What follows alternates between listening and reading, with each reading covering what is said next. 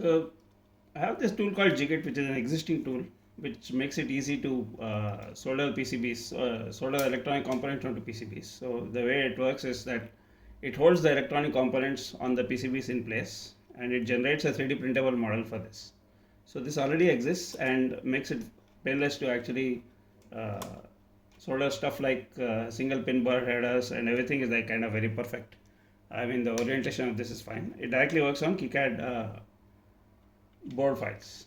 So what I have done now is, for this hackathon, I have tried to see if I can do the same thing uh, for SMD components. So for example, here I have built for a TSS-28 breakout board. There's this chip here. There's 3D printed this thing, and when you put this in and you screw it in, I mean, this kind of doesn't seem to work very well, and I don't have the time to test this. I'll show you something that I have actually tested.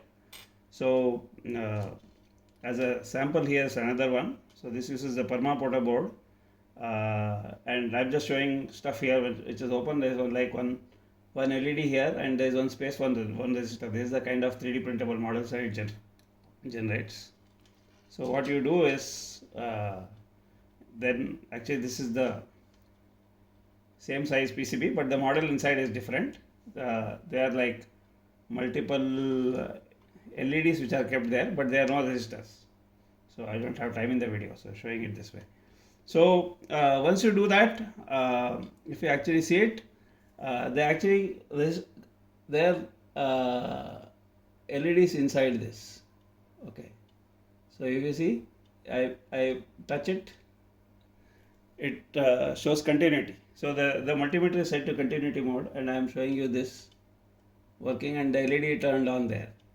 There's one more here, but that doesn't work. Some of them work, some of them don't work. So I'm still working to tune it. Kind of ran out of time.